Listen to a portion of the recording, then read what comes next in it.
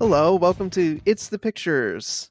We're coming at you with episode number 175. I am your host today, Evan Crean, and I am joined by Max Koval. Max, how's it going? I'm doing well, thank you.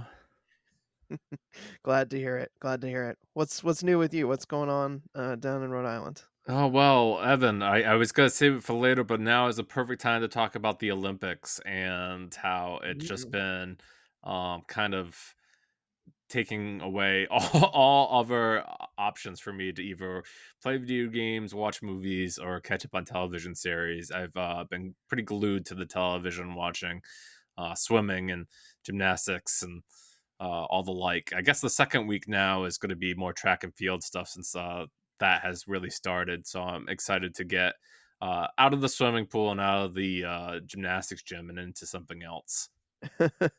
Nice. Yeah, we've been watching the Olympics here too. I'll admit that my wife is a huge fan of the Olympics, and so she's kinda gotten me into it, and, yeah, we have been watching, all the big stuff, a lot of gymnastics in our house for sure, with this occasional, random things there, like handball. I think we were watching a little bit of Mm. handball, a little bit of volleyball, some things that were kinda clips in between, and, I was actually really thankful that I hadn't canceled my Peacock subscription. It's just been really nice to just have their, like, Olympics hub there to be able to surf between different things and, watch stuff that we missed live, but we can go back and see it, or even if we were, like, come in the middle of something, we can go back and go, watch the earlier part later. It's been pretty great. Have you been watching it on Peacock as well? Yeah, I subscribed to Peacock, the first tier, just for the Olympics coverage, because I wanted to get all the bells and whistles, and they have some great features. I know I'm kind of advertising Peacock here, and you won't really be able to enjoy too much of it because it's the second half of the Olympics. But they've had Mhm. options like Gold Zone, which is kind of like Red Zone, where they jump around during the day and to contests that audiences might be interested in watching, whether or not they're ending or their gold medal matches. And then there's also been like a four video screen thing that they have going on where like that you can watch four different events go on at the same time and switch between them whenever you see something interesting going on. So I think it's been really good, Evan. I have to say that one of the events that I really enjoyed was I think it was rugby 7-on-7s, and it was the women's branch, and that was just really fun to watch. I didn't know anything about rugby, but I learned, and it's a quick game, and it was just a lot of fun to watch. Yeah, I actually haven't I don't think I've caught any rugby, but and I also know very little about it other than it's a very scrappy, rough and tumble kinda game and, it's intense. Yeah, a lot of the memes have gone on the internet around the different shooters, whether or not they're just their stances or if they look cool, and uh, I've seen countless art done, and uh, that's been pretty funny. Oh, yeah, the guy from Turkey who, what, Yeah, silver medals and he, like, shot with his hand in his pocket and yeah. no special shooting glasses or equipment or anything. Yeah, that's amazing. Yeah, I've seen a lot of memes with that too. But Nice. yeah, what else have we been has been going on in the world of movies? Wasn't San Diego Comic Con recently? Oh, yes, it was, and, definitely scooped up a couple of even though I wasn't at Comic-Con, scooped up a couple of the, Funko Pop San Diego Comic-Con figures. I got myself a Kermit the Frog, that they Ooh. released with he's holding a little coffee mug, and, one with Snoopy that's got, like, Woodstock and all the other little birds, on Snoopy's wearing, like, a hat. He's a little, like, Beagle Scout. It's cute. But, yeah, there's some pretty big news coming out of Comic-Con, that's for sure. I mean, I think the biggest for sure was that, they announced that Robert Downey Jr. was gonna be returning to the Marvel Cinematic Universe, this time as a villain, in the new Avengers movie as Doctor Doom. That was a pretty big deal. Max, what'd you think about that? Yeah, I was really surprised. There's been a lot of rumors about Robert Downey Jr. returning to the Marvel franchise and what have you, but maybe not like that. Mhm. I imagine that he got a monster payday to do this. And I don't Yeah. know. I don't know. Does this like move the needle for people to be excited about a new Avengers movies? Because like Robert Downey Jr. is gonna be Doctor Doom. Because like Doctor Doom is kind of like known for wearing a mask, and Mhm. he's not really the same type of charisma character that Iron Man was. So I don't know, but I guess if you want someone to be your big bad and moving on from Jonathan Majors and what have you, this is a good way to distract from all that. Oh, that's for sure. Yeah. Um, yeah, I mean, he's Robert Downey Jr. is a beloved, actor because of for playing Tony Stark, and so yeah, it's definitely an interesting idea to bring him back as a villain. I kind of feel similarly to you as why Doctor Doom. I mean, he's one of the biggest, bads in all the Avengers like lore. So it kind of makes sense, but at the same time, you're like, yeah, but is he the most charismatic? Is that going to be the best use of Robert Downey Jr.? I think that will be, that remains to be seen, and also whether this, injects some fresh mojo into the franchise and see if, more people turn out for these movies. Who knows? Your guess is as good as mine. But it certainly was a surprise, that's for sure. And I loved the reveal where they had all the people dressed as Doctor Doom and then he, like ripped his mask off. That was pretty great, pretty dramatic. They're very, very eyes wide shut. Mm. I've never seen that, Max, but I Oh, do know really? about the masks and stuff. Yes. What else from San Diego Comic Con? I see here that James Gunn has, wrapped on his Superman that he's been working on. They use the reason he couldn't make it to Comic Con, right? Yeah, I think so, and that's the one that he has been developing, and his big push into his own DC Comics universe. I won't call it the DCU because that is definitely something that's kind of dead and buried. But Mhm, this is James Gunn's attempt at doing his own thing with DC Comics branding, and Superman is of course one of the biggest properties that DC has outside of Batman, and I do wonder how it's gonna work. I mean, like obviously James Gunn had probably whatever resources he needed to get it across the finish line, but uh, I think Superman has been lack of energy for a long time. I don't know if it's always been a fault of the character because he's pretty much invincible outside of like four or five different like little uh things, and that's always made mhm. his character a little less entertaining in my mind.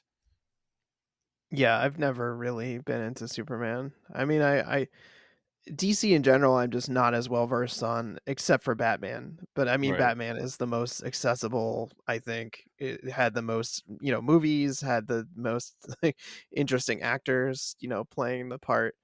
So that totally makes sense. Yeah, But and I mean, Batman's neo noir, and everybody can get this idea of this detective, and certainly the newest Batman movie had a lot going for it, where it was had to be different than Christopher Nolan's vision, and so they kind of went back mhm, to the detective roots.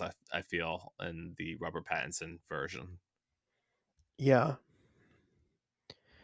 Yeah, will definitely be interesting to see what James Gunn does with DC. I mean, I loved his, Guardians movies. I didn't see the third one, but I love Guardians 1 and 2, and, I just thought he brought a fantastic energy to the Marvel universe, and, he was very funny and great at directing action, and I think, that definitely is promising for his version of Superman, but I guess we'll see more of what unfolds and more of what his vision is for DC and see if he can, deliver on kind of what he's been promising is gonna be, pretty epic and supposedly gonna, wow people. Yeah, we'll see. I mean, like, I wasn't familiar with the guy who he chose for Superman, which is fine because like I didn't need to know who that was really. Mhm. but like I guess Rachel Brosnahan is playing Lois Lane, which yeah, sure. Yeah, I like her. I think she's great on The Marvelous Mrs. Maisel, and I've liked her in other things that I've seen her in, so I'm game. Cool. Oh, and, let's see, so some of the other stuff in the news see, I didn't even know this was a thing, Max. Apparently, Lando was gonna be a TV series, but that's not happening now? I had Yeah, no clue. yeah. I didn't know actually, Evan, until like a few days ago. I was like, I liked the the character of Lando from uh the Solo movie, Yeah. Solo, a Star Wars story, and this was supposed to be like Donald Glover like reprising his role as Lando, and the idea was he was going to get his own spin-off movie at one point, and that never happened. And I guess there was a lot of work being done to maybe bring it to television. Some of these characters we've seen on Star Wars television have like one-off series, whether it was Obi-Wan Kenobi or Mhm. Boba Fett, and I imagine that's kind of what they were going for. And the director recently said that the series is pretty much dead in the water, and it's sad because he said there were like Bibles made for the story and like storyboarding, and they were pretty far along and creating the vision, and just to have the plug pulled out on that one is that's always kind of sad. Absolutely, yeah. I liked Solo. I thought Solo was fun. I mean, I didn't love what's his name who played, Han Solo, Yeah. Alden Ehrenreich.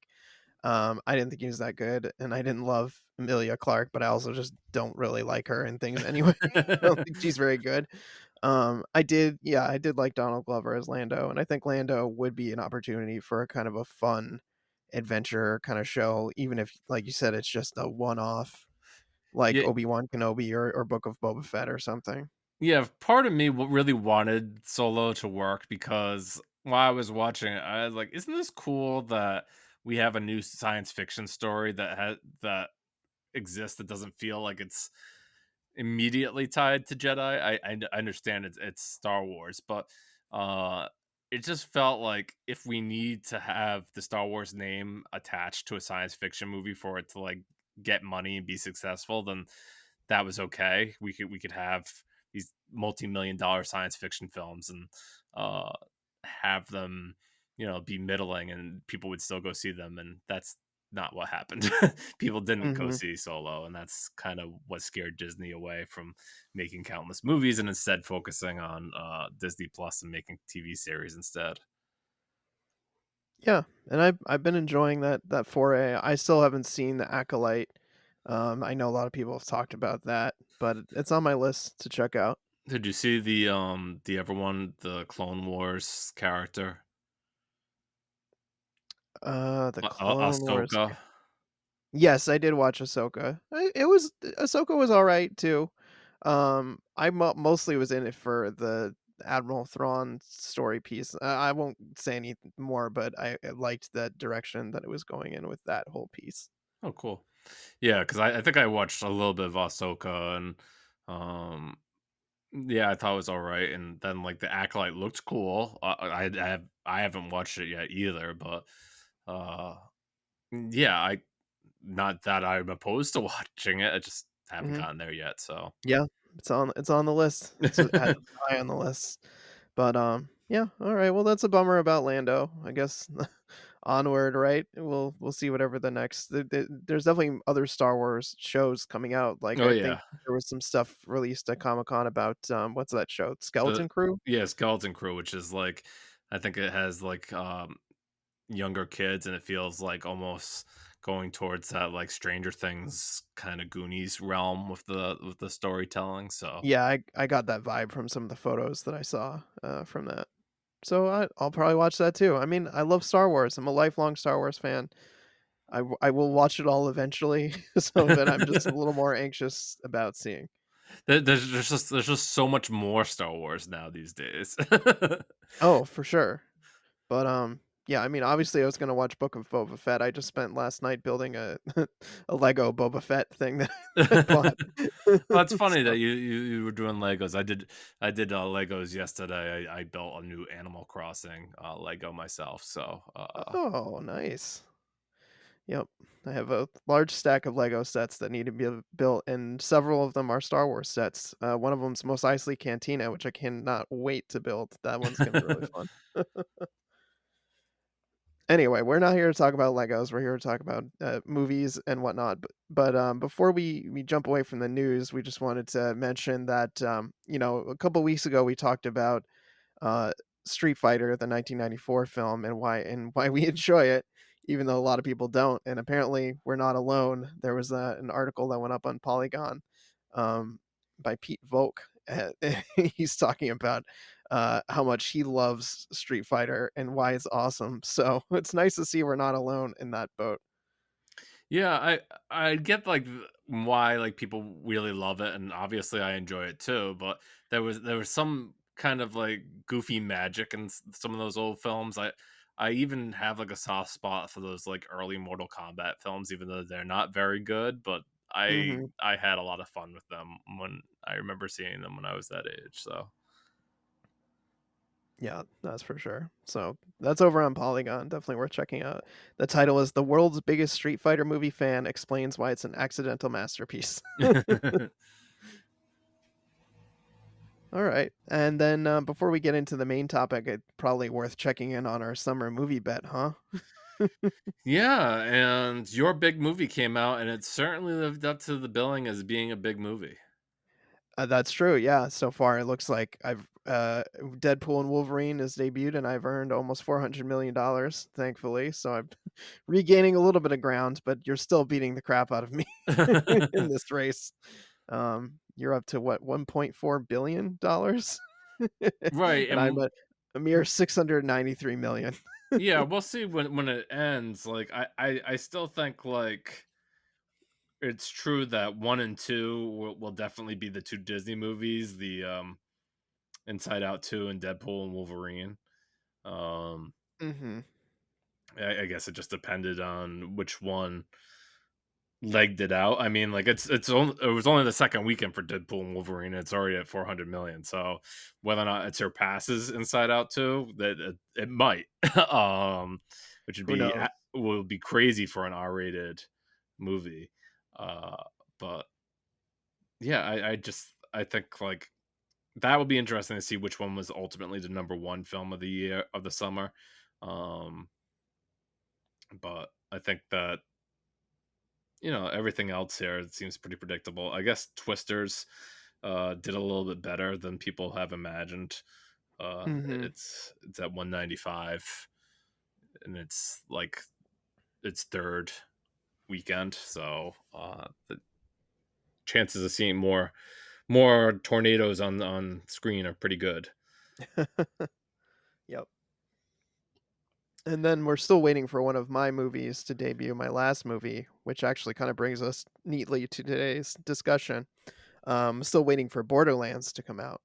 And so, in honor of that, we wanted to talk about video game adaptations, but specifically because it's pretty wide range of movies, and there's certainly a lot of people love to talk about the 80s and 90s and some of their adaptations. We wanted to focus specifically on movies that have come out in the 2000s, so anything post the year 2000 in terms of video game adaptations.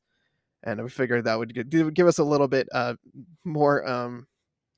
It would streamline the conversation a little bit rather than be too sprawling or epic in scope. Right. So yeah, let's just dig right in. So I think the question we're always asking ourselves is, are these adaptations any good? Because they don't have a history of being good, and there's a lot more misses than hits. So, like, when you're kind of thinking of them overall, do you think, "Oh, great, another video game adaptation. Oh, this is gonna be terrible," or "Oh, yay, another video game adaptation. Like, this will be fun." There was definitely a time, Evan, where I would see a video game adaptation, I'd feel that way of, "Oh, this is bound to be a disaster." Yes, There's no way same. that this could be good, and I'm not excited to see it because I don't want to see how they butcher stories that I might have been into at one point. Mhm. There are movies that are um, let's say more cinematic and give themselves over to being movies more than others, certainly. Oh, yeah. That's for sure. But I'm hear you. If when I used to hear it, I just immediately assumed disaster. Like, I assumed, like, it's probably directed by somebody like, Uwe Boll, and it's terrible. Just absolute garbage, and, you know, the I would say 2000 to 2010 didn't really do a lot to dispel that notion. There was a lot of really terrible adaptations, or ones that were like I kinda was into the Resident Evil movies, but I felt like they just went on forever. There were like a million of them. What, like, there were like 5 or 6 of them, like, absurd number of Resident Evil movies. I think they've done other adaptations since then, but I'm talking specifically about the Paul W.S. Anderson ones with starring Mila, Jovovich, and, I was kinda like, "Ooh, I like these," and then they just got weirder and weirder, and like, the story just made less and less sense. Um, that was definitely one that came to mind when we were kind of, like, thinking about, movies, video game adaptations of the 2000s and later. Yeah, I think what's funny about Resident Evil in particular is that should be such a slam dunk for me because I love those games. But Mhm. when I had learned that like the first Resident Evil movie wasn't exactly like canon to the story of the first Resident Evil game, I was kind of like, "What are we doing here?" And I was not super interested in finding out. So I've actually never seen any of the Resident Evil movies, despite Really? them being like 5 or 6 of them, yeah. So, I feel like the first one was actually pretty good. Like, it was decent, like, and at least in if we're grading it on the curve of, like, video game disasters. Um, it was fun. I feel like I enjoyed the second one. I feel like the third one was starting to get just too out there. And then I can't remember if I saw whatever the last ones were. I think I saw there was one called Resident Evil Extinction. I think I saw that one. That was like a post-apocalyptic like desert kind of movie. But I don't remember if I saw Afterlife, which I think was like 5 or 6 in the And franchise. and let's be very clear to our audience that Evan and I are video game players. I've played a great deal of the properties that eventually get turned into movies. Mhm. I just don't always get excited about the promise of them going to the screen, which not not lying, Borderlands is definitely a game I've played the first and second ones of, but I have zero interest to go see a movie based on Borderlands. Um, Yeah, that's fair. I would say, I mean, I used to be much more of a gamer when I was younger. So it's like less likely that new stuff coming out I've played. Like, there's some stuff on the horizon. I'm like, nope, haven't played that, haven't played that. Um, and funny enough, I don't really remember playing the Resident Evil games, so it's kind of funny that I saw the movies. yeah, what's funny, you mentioned the word horizon, and that's not Dances with Wolves guy.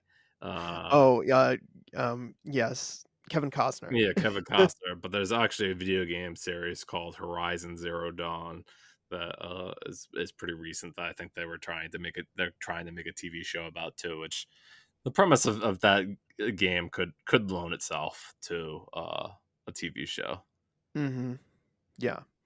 So I think generally they're not to answer the question, I think we would agree that generally they're not good.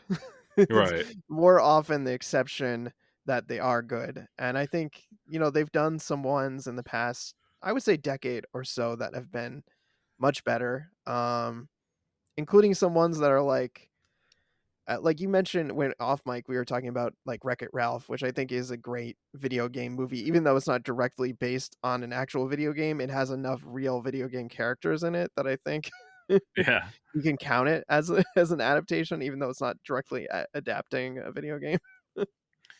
Yeah, and I mean, I think the movie goes off the wheels a little bit in the second half. Off the wheels, it turned they go into a go kart, like a Mario Right, Kart racing world. game. But yeah, I think it really captured not only nostalgia for classic video games, but the character of Wreck-It Ralph you could see him as like uh an avatar for like a Bowser or something where like, oh well, he's not really evil, he's just been put into bad positions. So that was something that was easy to get behind as a video game player. Exactly, and, although it wasn't a Pixar, we had a recent conversation where we joked about, the Pixar theme, like, what if, what if this group had feelings? And what if Yeah. video games had feelings? That's kinda what this movie is. It transports you inside the world of these video game characters, like, behind the scenes of what they're up to when you're not playing their arcade games, and I just thought that was really fun, and they did it really well, and it's very imaginative, and it's just a really good time. Yeah, and outside of like Wreck-It Ralph, which we were leaning on as like I think is up there with some of the greatest video game adaptations. Like I have a soft spot for Alicia Vikander's Tomb Raider, and I always hoped that they made a sequel to that. I thought she did good as Laura Croft. It was different portrayal than the Angelina Jolie movies that came out previously, and I don't know. I kind of liked it. It captured the same Laura Croft that is present in the more recent reboot of the character that came out a bunch of years back. So it was a little bit more rough and ready, and she kind of learns on the go what she's supposed to be doing. And outside of the kind of goofy oh, I forget what it was. It was like they were like painting or something with their bicycles. That was such a weird opening. Yeah. Um, I remember enjoying myself watching that movie and wishing that we got another one. I did not, unfortunately. I did not wish we had another one. Oh, Yeah, I remember thinking that well, first, I think I don't like Alicia Vikander, I don't think she's a very good actress. But setting that aside, I think I didn't like that that movie, like rebooted kind of arc in the video games, kind of traded the tongue-in-cheek aspects for something more serious. And I just feel like that was not working for me in terms of, like, being too serious, and although there were a pretty good cast of actors in the film, I just remember their charisma not being enough to kinda lift up, which I felt like was, a lot of nonsense in the narrative, and, I was just rereading my Letterboxd review earlier, and I was talking about it, sandwiching the most interesting moments between ingredients that are lacking in substance, and I described it as L without the B or the T. Um, so yeah, I wish I enjoyed that one more. I was more a fan of the Angelina Jolie Tomb Raider. The first one, I don't think I saw the second one, but I rewatched Lara Croft Tomb Raider a while back for Spoiler Piece. We talked about it in a Patreon segment. Um, And it's also not very good, but I still had fun anyway. It's one of those, like, the plot is terrible, it makes no sense, but it's a lot of fun. That's a movie where the charisma does go a long way. Like, Angelina Jolie's charisma goes a long way, and I remember it still being fun despite being able to recognize that it was just not a good movie. What about you? Do you like the Angelina Jolie Tomb Raider movies? I think they're fine. What made me what I was thinking of while you were talking about Tomb Raider, Evan, is Tomb Raider and by extension Uncharted, which got its own movie with Tom Holland and Mark Wahlberg eventually. Uh, they're both like offshoots of what Harrison Ford was doing in Indiana Jones, and Mhm. a lot of what I feel when I watch these movies is, yeah, I could just be watching Raiders instead, Right. which is maybe not fair to them to to pit them against that movie. Certainly, the Uncharted movie, which I had a run on Netflix for a while. I don't know if it's still there. Uh, they tried to go with a normal, like, a younger Nathan Drake, which was Tom Holland, and he's Spider-Man, so he was very visible. He had that star power to bring to the movie, and I don't know. It didn't seem to me like what I wanted from an Uncharted movie. Famously, like there was like a fan casting of having Nathan Fillion from uh whatchamacallit, from Castle Firefly and and Firefly. yeah. They fan casted him as Nathan Drake, and he doesn't have the name to be the star of a movie. But there's a neat little, like, 15-minute movie that he ended up starring in, to play the character of Nathan Drake, and that's worth checking out if that was ever something you wanted from an Uncharted movie. I mean, I like Nathan Fillion. I'll admit I actually never played the Uncharted games, but I like Nathan Fillion enough that I would give that a watch. Yeah, and speaking about Nathan Fillion, he's always in those James Gunn movies because their friendship goes back to when Nathan Fillion was the star of Slither, and so he always has cameos in James Gunn's movies. I think like each one of the Guardians movies, he has a cameo. Mhm. Nice. Max, did you ever see Prince of Persia? That was a movie that I was kinda thinking back on that I saw, I think, fairly early on when I started, reviewing movies. I think like I saw that one in theaters. That's the Jake Gyllenhaal Prince of Persia movie, and Exactly. yeah, and I couldn't tell you for the life of me what happens in that movie. Uh, Yeah, I didn't remember very much either, other than, like, I was went back and was, like, reading a review that I wrote at the time, and I was kinda like, "It's not bad." It was basically like it. It was, like, what I had to say, like, "Yeah, it's alright." It's not as bad as other video game movies. I think because at the time, that was even more, of a big deal when you had something that wasn't just terrible.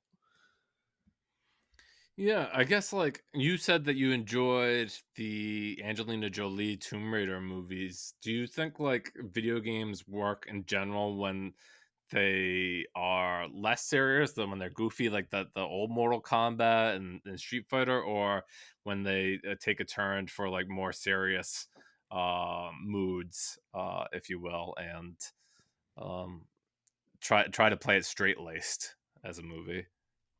I mean, I think for me, it's better when it's tongue in cheek for I mean, I think case in point, we are just talking about, the newer Tomb Raider movie not working for me because it was too serious, but and I think I've mentioned this on the show before that I think parody or comedy and tongue in cheek kind of movie is a very effective way to adapt something and to pay homage to it, and it doesn't always have to be serious when you're adapting something. You can wink at the audience a little bit, you can have some fun, you can make some jokes. I mean, I think that speaks to the popularity of the Deadpool movies.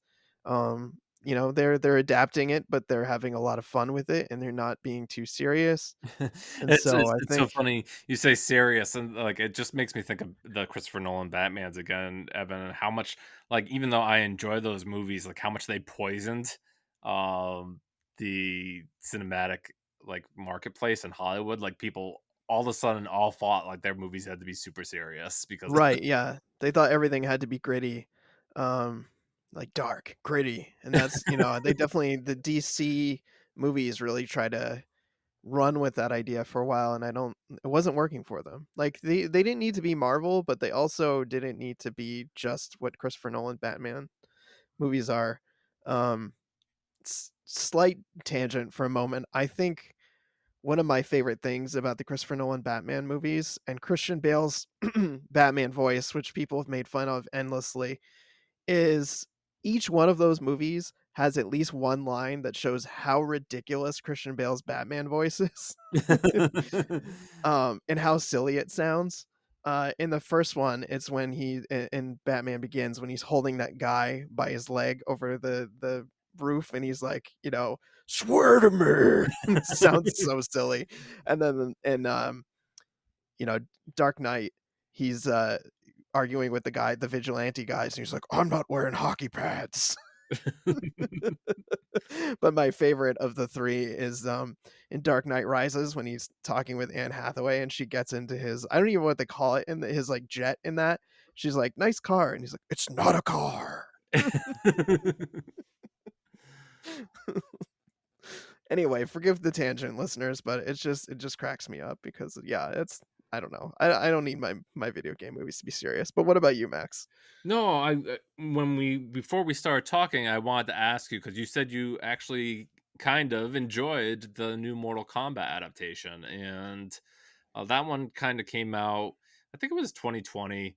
It was one of those Mhm. day and date movies on HBO Max, and that's why I remember seeing it because of the pandemic and what have you. And it did well enough for itself that I guess we're supposed to get like a Mortal Kombat sequel to that movie eventually. Mhm. Yeah.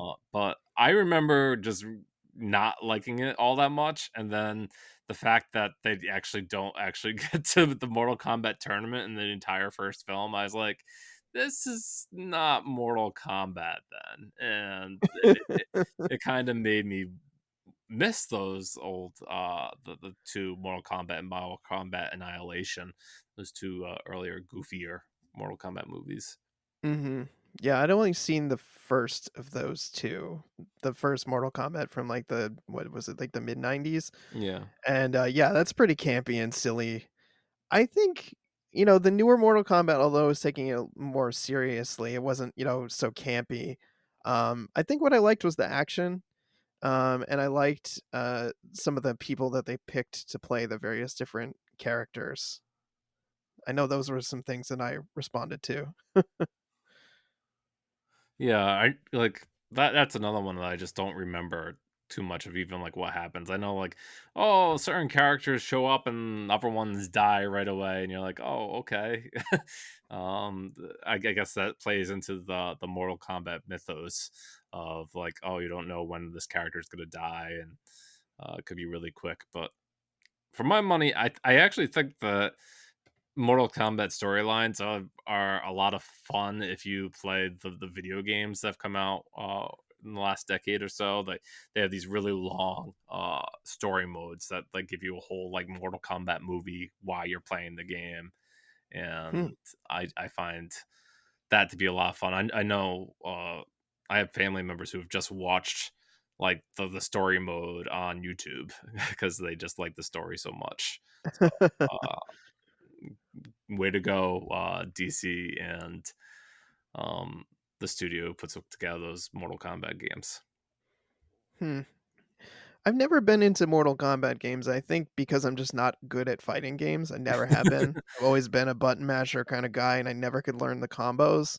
And it's weird because 'cause I'm like, I'm not bad at memorizing things, but I am bad at memorizing combos, and I could never also, I just never think I could execute the buttons in the right order to Yeah, make them happen, so I think that's why those, like, Street Fighter and Mortal Kombat, I just never got into.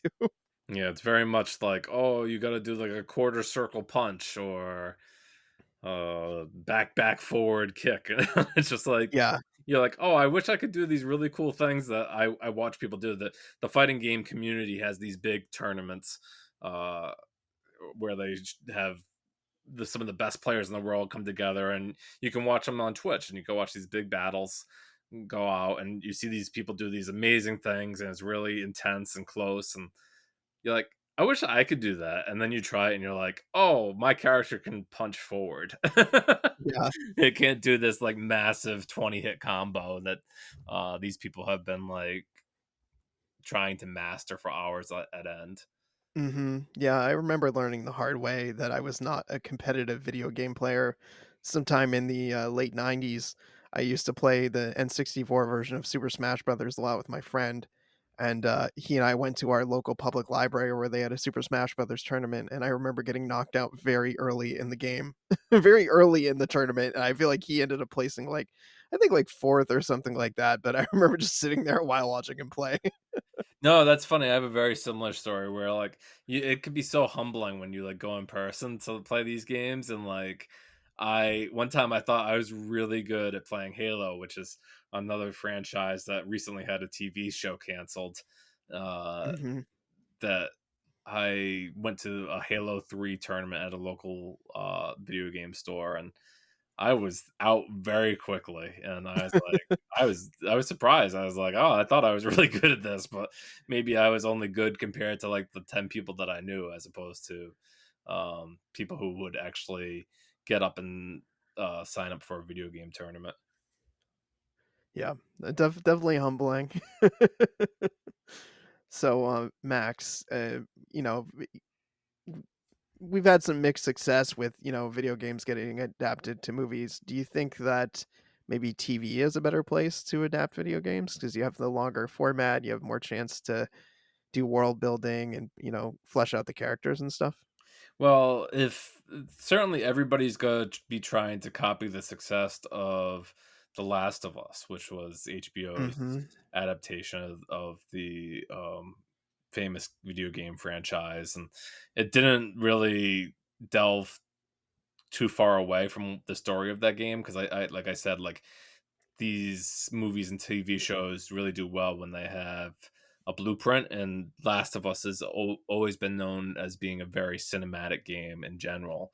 Oh, for Uh, sure. outside of maybe the third episode, I did some writing at Pace Magazine about that one, which uh, did a basically one episode offshoot of these characters in the game and gave them a whole hour to themselves, which they never had when you're playing the game. And that was kind of neat to see because it went in a different place than what you expect uh, for the adaptation.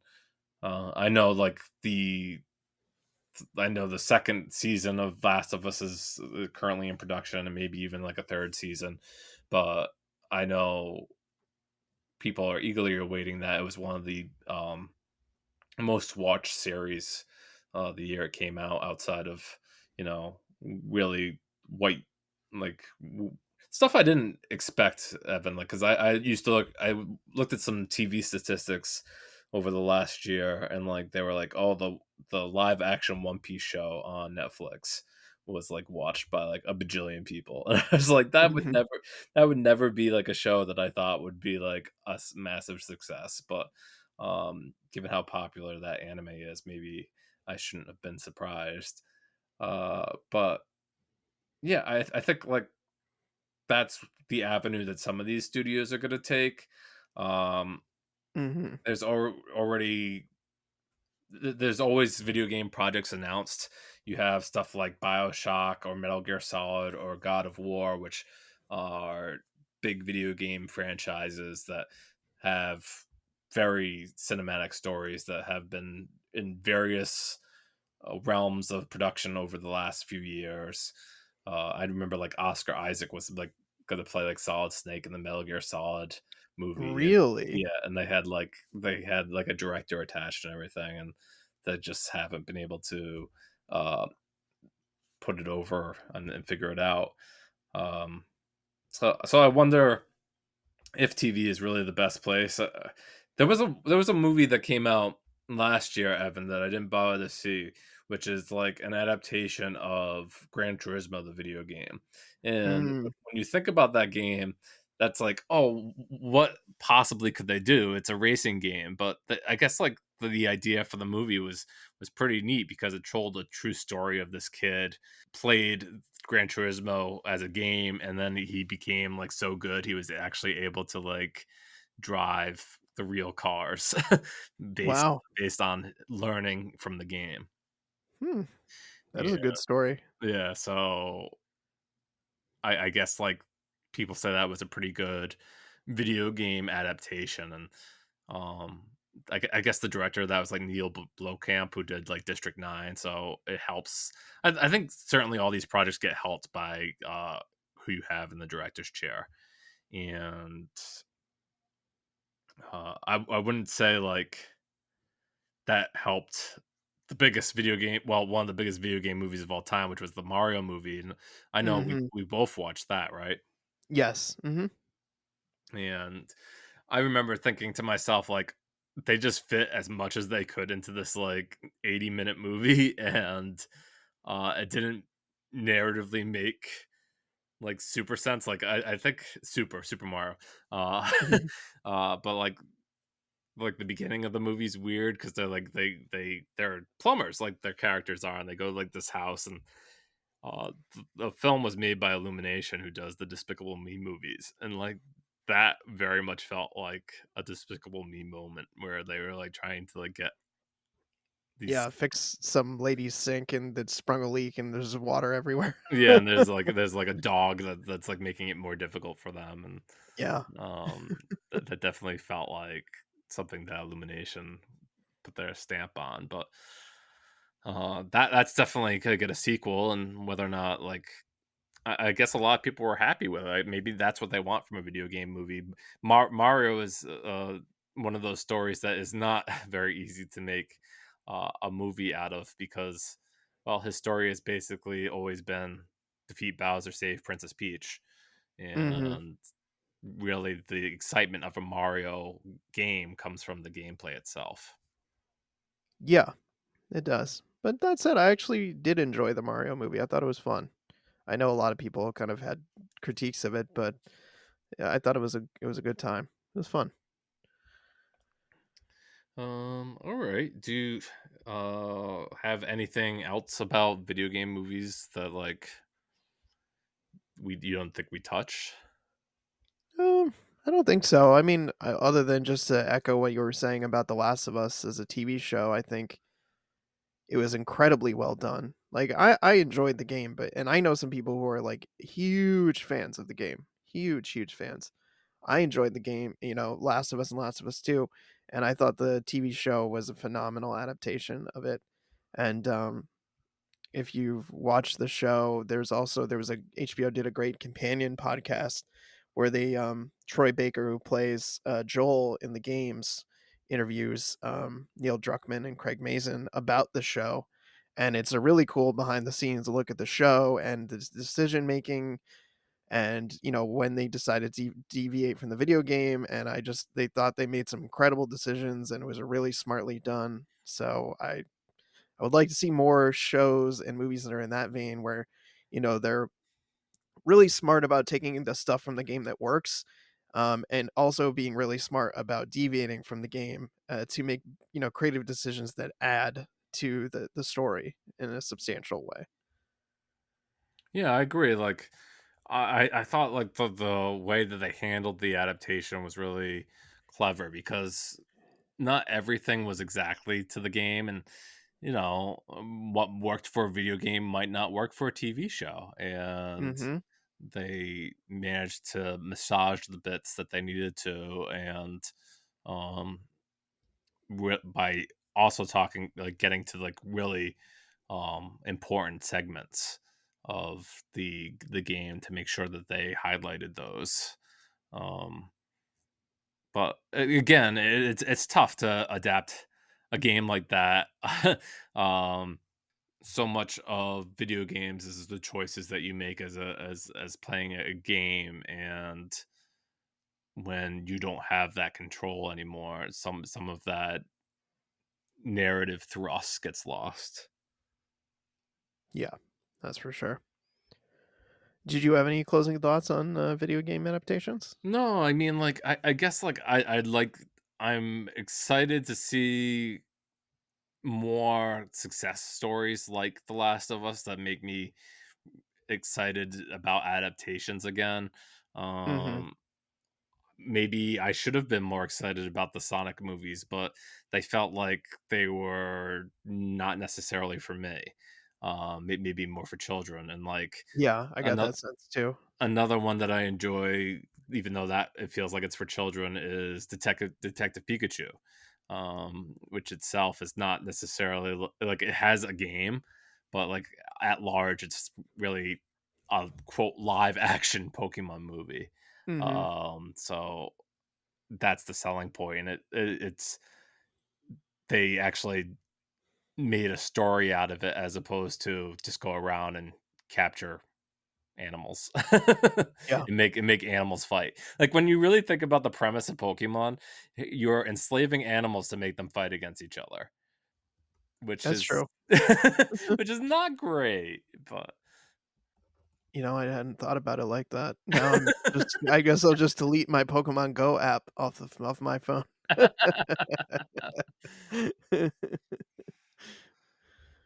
All right. Well, before we move on to the what we've been watching section, we want to just kind of pause and talk about where you can find the show and on social media and how you can get in touch with us. Um, so Max, we have an email address that people can contact us at, right? It's what? It's the pictures at gmail.com. That's right. Nice. Okay, I was like, couldn't remember it was it's the pictures or it's the pic pod. I'm like, nope, that's on social media. But yeah, and then we're also on where are we? We're on Facebook, we're on Twitter, we are on Blue Sky. Am I forgetting anything? No, I mean we have apps on Instagram and Letterboxd and what have That's you. right. Instagram and Uh, Letterboxd. Recently, Evan, as of this past week, I've taken down the website. It's the pictures podcast.com. Okay. I noticed like the traffic wasn't really making sense there, and all of our listeners can get our show from Spotify, Apple, YouTube, and a number of places. So I figured that was a better use of our uh, marketing ideas. Yeah, that makes sense. Yeah. And then also you run a newsletter and it's pictures Substack, right? Yeah, and more recently, I talked about my experience going to Boston and seeing Seven Samurai in 4K. Has a new restoration for its 70th anniversary, and I think I talked about it briefly on the last episode too. But Yeah. um, yeah, the BFI just announced their date for the 4K is going to come out in late October, and I assume in the next week or so we'll learn about Criterion's plans, whether it be November or December. Cool. All right. And So then you and then you? Where can we find Oh, you? that's true. Yeah, you can find me on social media too. I am Real Recon, and that's real as in film reel on Twitter, Instagram, Letterbox, and Blue Skies and Threads. And then I'm also over on Spoiler Piece Theater, the weekly film podcast, which you can get wherever you get podcasts. Awesome. So let's talk about what we've been watching. I feel like the big one that you and I both saw it was Deadpool and Wolverine. Yeah, and it was funny.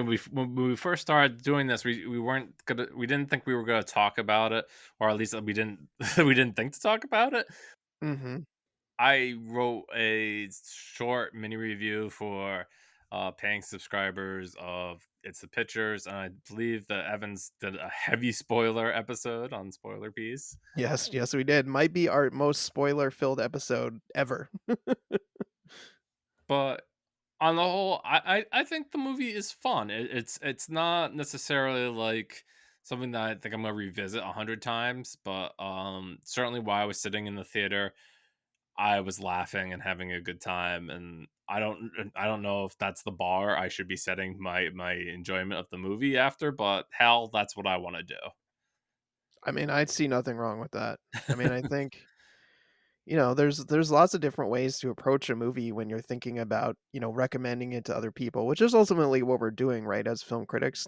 Would you recommend this movie to someone else to go see? And the fact that you had fun during it, which I did too, I had a great time. I thought it was a lot of fun. It was very funny. It had a lot of great cameos, which we will not discuss here. You can look it up online if you really want to. Otherwise, you just go in cold and see the movie. And there's so many, so many people in the movie. And I think for me, like I thought the pacing wasn't great. Some of the humor just wasn't landing with me. And I think when you have a movie like Deadpool, where the humor is so central to the plot and the enjoyment. When something's really not working, it's becomes a little bit of a slog to get through. But I think that was kind of limited to some scenes, and I think to one of the villains in the movie that really just wasn't working for me. And I'll leave it at that. But basically, I just felt like they were too cartoony and not really gelling with the rest. They felt very out of place. Yeah, I guess my argument was, and I remember my former co-host John Gilpatrick hated the previous Deadpool and Deadpool 2 movies, and my thoughts are like this won't change your mind. It very much sticks to the Deadpool formula, and if you thought that Ryan Reynolds' portrayal of this character was obnoxious before, that is still firmly intact here. Yeah, I agree. This movie's not changing hearts and minds about Deadpool as a character or the Deadpool franchise, that's for sure. Yeah, and I mean, it's nice seeing Hugh Jackman back in the saddle as Wolverine. Obviously, that's not much of a spoiler, given he is uh, a featured name on the movie. Uh, Right. that they do a great way of bringing his character into the fold, but I really enjoyed what they were going for, Evan. And I was reading a lot of materials, and certainly there's been plenty of promotion for this movie. Disney went full out, having Ryan Reynolds and Hugh Jackman appear like on every show, everything they could imagine. I think they were. I think both Ryan Reynolds and Hugh Jackman did Hot Ones together, which is the hot chicken wing show on YouTube that I enjoy watching. Um, but they've been everywhere, and I think Hugh Jackman realized that uh, he could see like a real partnership, almost like planes, trains, and automobiles, or one movie I've been thinking about lately is Midnight Run, and this character where you have like a really like straight like kind of stern kind of voice with Wolverine, and then you have the comedic foil. This would be the Deadpool, and Ryan Reynolds was like kind of channeling what John Candy would do, or from Midnight Run, Charles Grodin. Oh, Why yeah. Mhm. Hugh Jackman was trying to be the De Niro or Steve Martin kind of character. Mhm. Yeah, I liked that dynamic. I think, if you've been a fan of Ryan Reynolds or you've enjoyed the Deadpool movies, I think this is certainly a long time coming. I know Ryan Reynolds has teased the idea many times of, Deadpool and Wolverine in a movie together, of him and Hugh Jackman, and getting Hugh Jackman to come back and play Wolverine one more time. And so, I think they had some pretty high expectations, and I think they really delivered on them. I had a great time with Deadpool and Wolverine, and I would say, if you're into it, go see it. If you're in the if you're in the Deadpool world, I mean, I liked it much better than Deadpool 2, which I just had watched in preparation for, the 3rd one, and, yeah, I think it beat the pants off Deadpool 2 at the bare minimum. Yeah, I totally forgot like what even happened in Deadpool 2, because I was like, oh, isn't Josh Brolin supposed to be around as Cable? And I'm like, oh, maybe that's what happened in Deadpool 2. Like, like I had totally forgotten that was kind of resolved and already happened.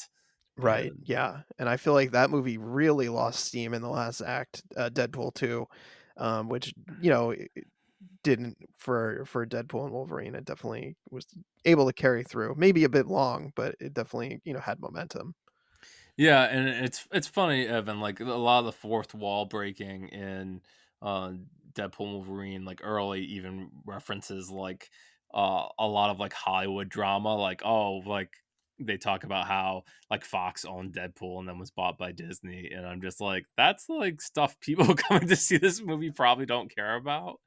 Um but I kind of chuckled at that kind of stuff.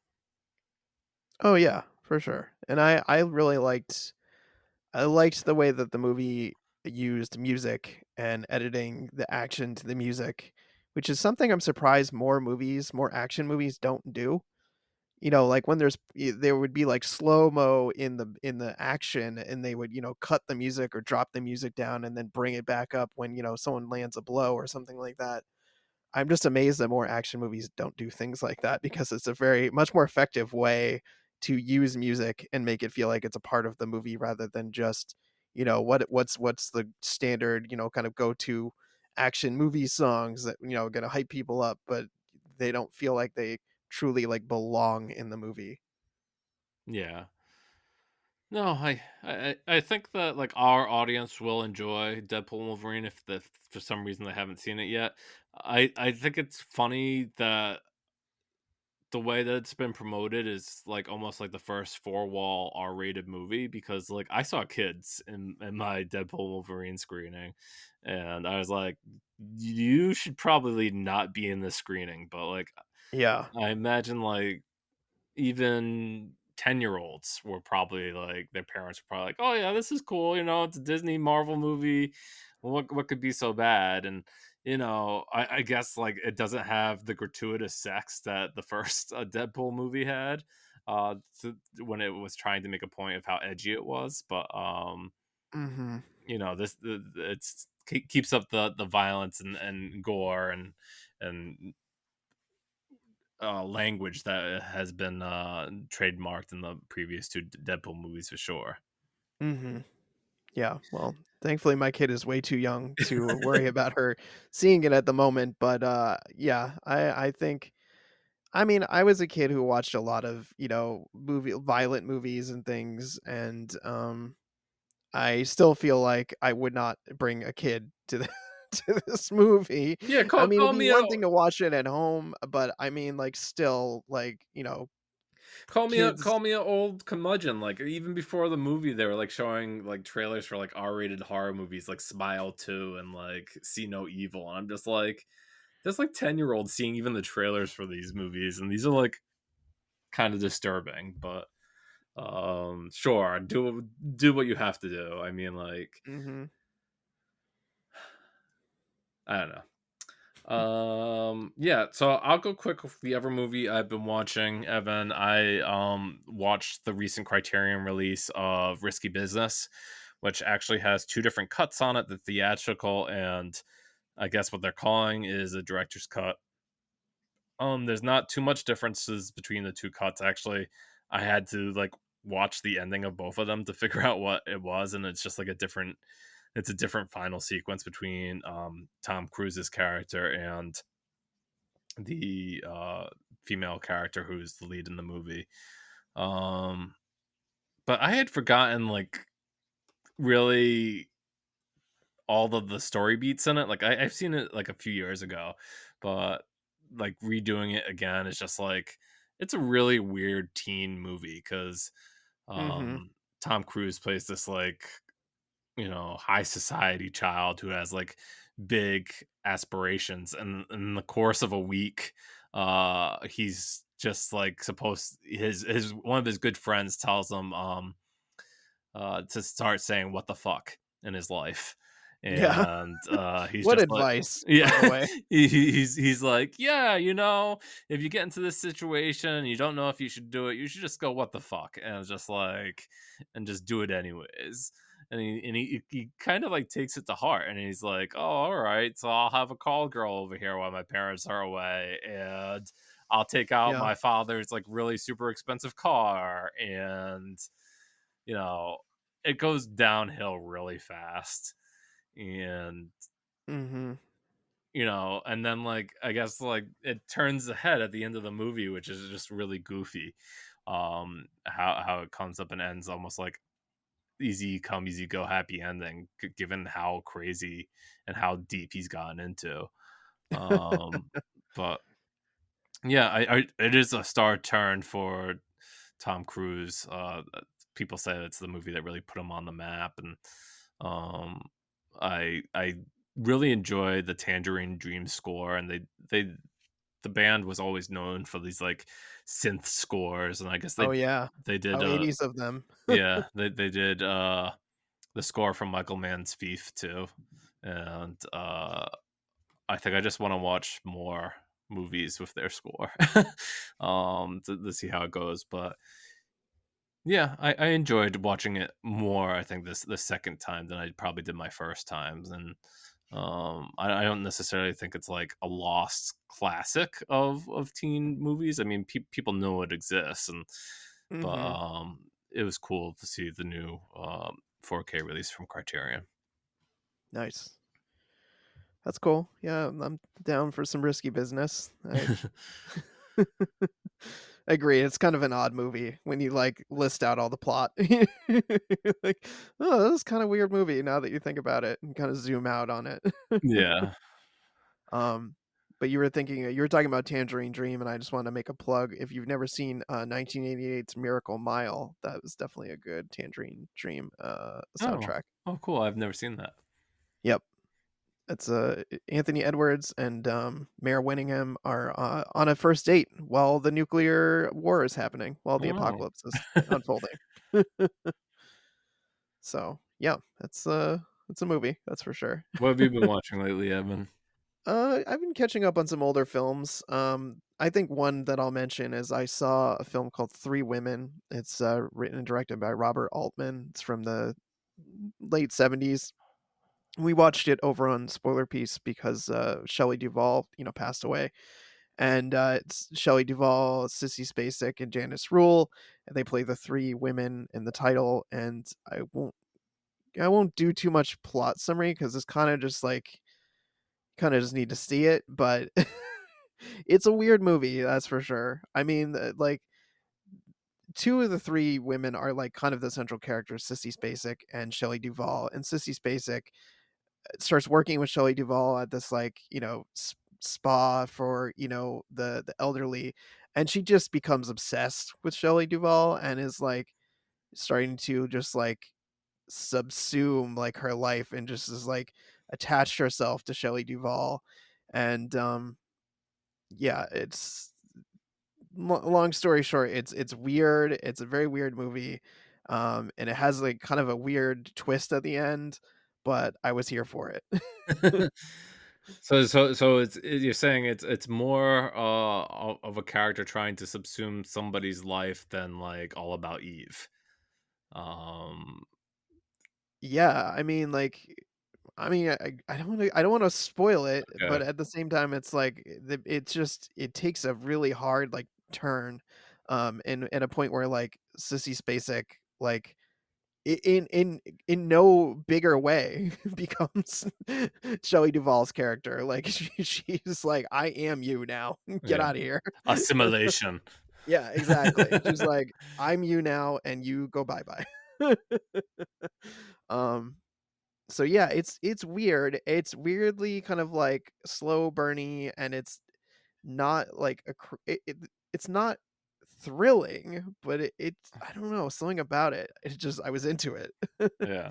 I think it's the performances. I think Sissy Spacek is great and Shelley Duvall is great. And Shelley Duvall plays this like really like this real type A kind of person who like talks at people, and most people can't stand her like and don't want to be around her, but Sissy Spacek is still like drawn to her. It's really interesting. Yeah, I was thinking like there was some Robert Altman films that I haven't seen, and actually I pulled off my shelf that I wanted to revisit Nashville because I haven't seen it in a little while, and um that has definitely been on something that I wanted to rewatch. Hmm. That's one of his I haven't seen. It's definitely on my list though. Alrighty, do you Yeah. think that wraps it up for us today? Yeah, I think we've reached the end. So yeah, this was a fun discussion of video game adaptations, and of course Deadpool and Wolverine. I'm glad we got to talk about that on the mic. So yeah, I think that's it for today's episode. So thanks as always, listeners, for tuning in, and we'll see you in 2 weeks for a new Yeah, episode. sounds good. Thanks. Bye. Bye.